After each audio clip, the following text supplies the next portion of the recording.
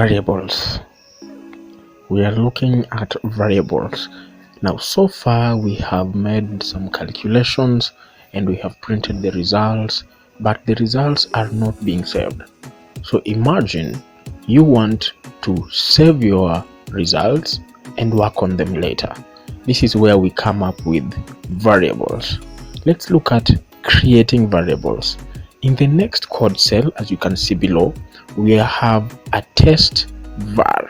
That is the name of our variable, and we have assigned, when we calculate 5 plus 4, we assign the value that we get to this variable.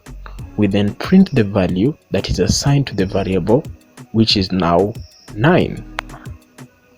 In general, to work with a variable, you need to begin by selecting the name you want to use. For us, it was test underscore var.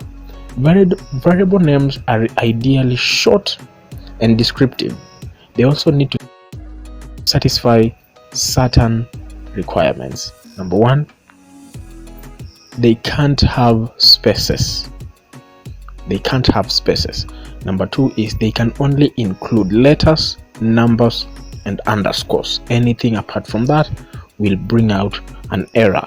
Number three is they have to start with a letter or underscore, so we cannot begin with a number.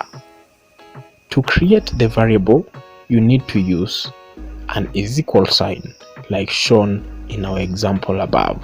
That is how we assign the value to the variable.